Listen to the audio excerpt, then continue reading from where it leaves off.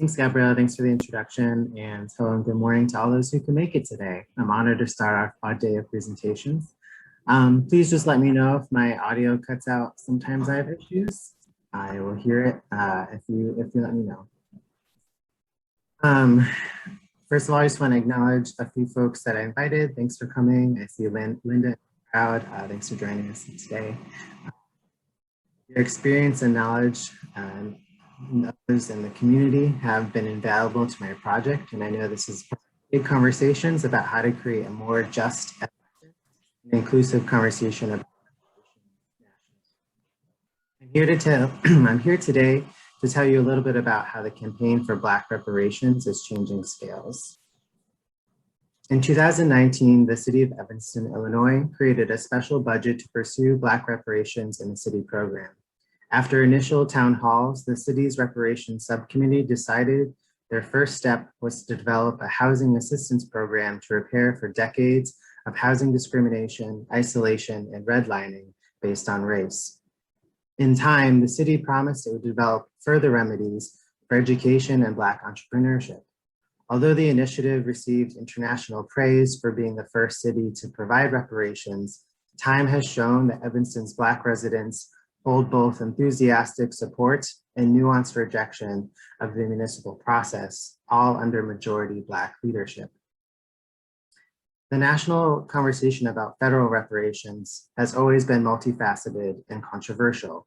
For instance, HR 40, the House bill to study reparations, has had a mere one Republican co-sponsor in 30 years of advocacy. However, this new municipal effort demands review of everyday systems, which residents should have more direct power over governing. This means that by creating city-based reparations is not simply a grand project on a smaller scale, but an entirely new project with alternative scales and democratic aspirations to reckon with. But whether we zoom in or zoom out, what I have found through historical review, case studies, and interviews is that the very definition of reparations is up for debate. Particular definitions of reparations remain hotly contested and passionately defended. This passion and these contests are what I have seen break down the process that called reparations in Evanston. I am no stranger to Evanston. For 7 years prior to moving to New York, I worked as a community artist and organizer with Evanston residents, making art and mapping equity in community workshops. I know the creative spirit of Evanston well. I know that the Evanston resident will not take new political projects sitting down. I came to this research with great curiosity to see how the reparations initiative would unfold, but also with great care, since I was concerned about how this project might reconstruct the very barriers which residents and workers had mapped along with me.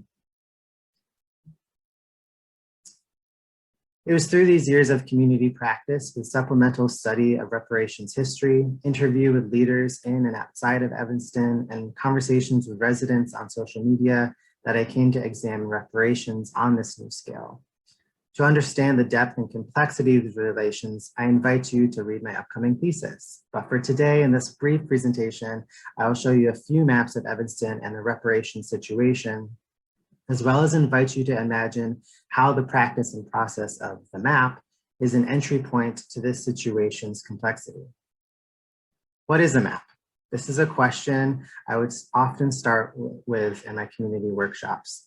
Maps hold many meanings and uses, but a simple working definition I offer is a map is an illustration of a space or system which generally seeks to help its reader orient themselves to the situation at hand and find their way through it in a strategic manner. Maps are composed of layers, seen and unseen, of stories, data, experiences, and observations made to back up the mapmaker's marks. With other helpful tools such as symbols, a map is a richly textured document of a situation. But maps are inherently limited.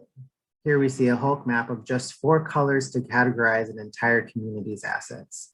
Maps have selected categories and tools, and often just one author. A map's input is skewed, as is its output. The keen reader will observe this and call it out or work to the map's weaknesses. But too often maps can be used to make major decisions, moving an army, developing housing, digging a canal, all based on extremely limited knowledge. In their obscurity, maps tend to catalyze the power which the powerful guard. Now, my fellow critical cartographers in the audience will say, hey, wait, maps can be used for people too. But let's hold on to this image, this practice of mapping as a temptation for the powerful for just a moment. When the city of Evanston decided to pursue reparations through a housing program, they colored in nearly one layer of a complex map of harmful practices against Evanston residents. This is not a bad target, but it is an easy target. And to the community, it was just that, one target.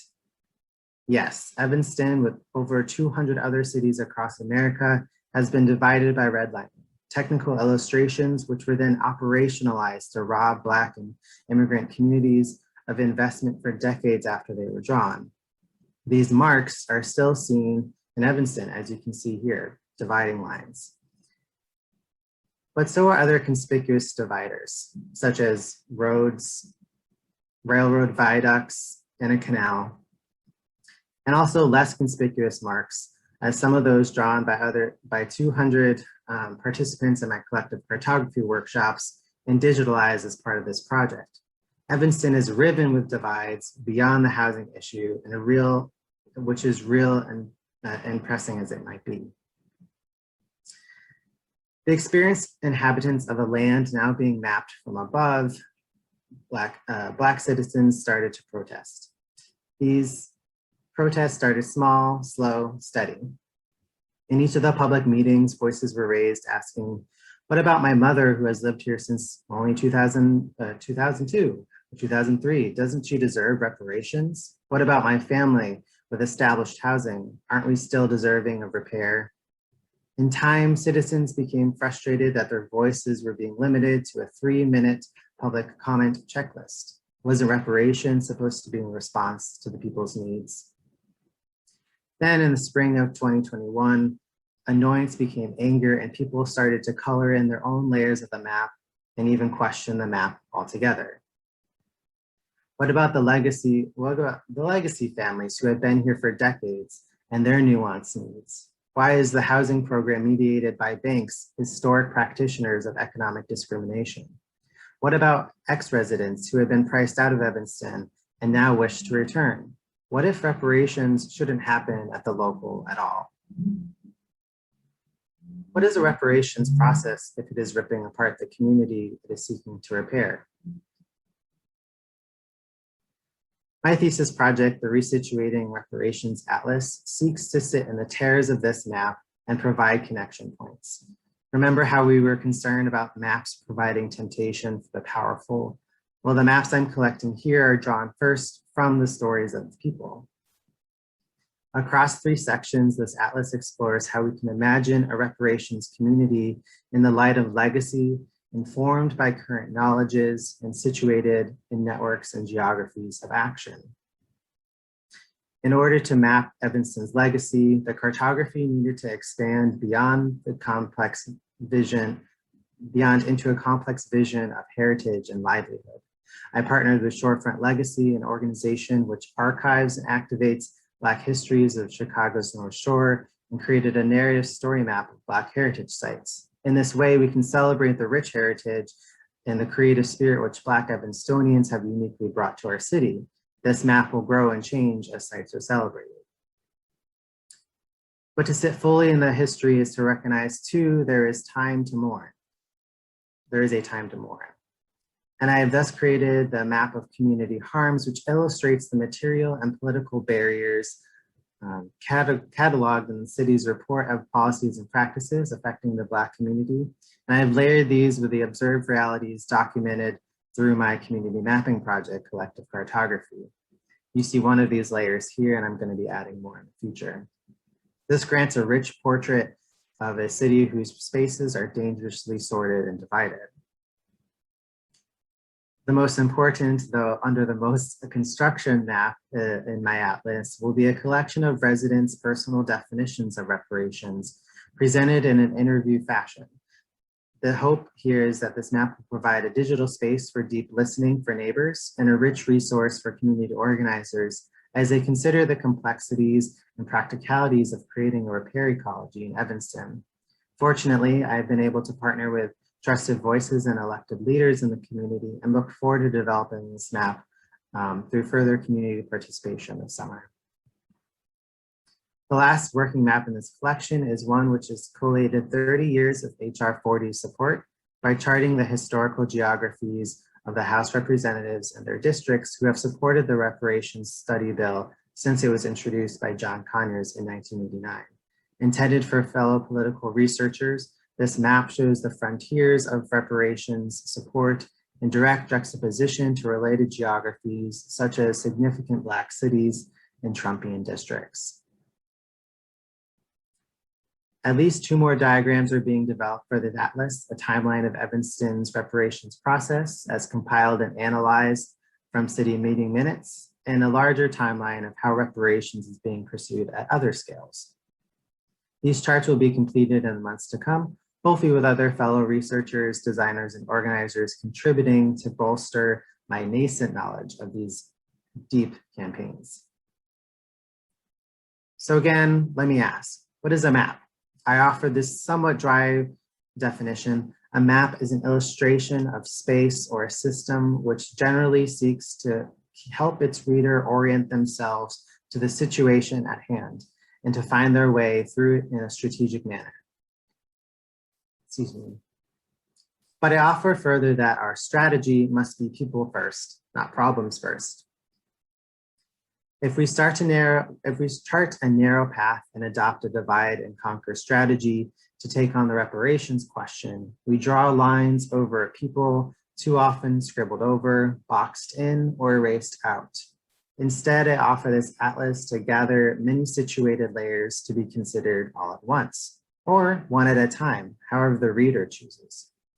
I made this first as a vote of confidence on in the local reparations movement.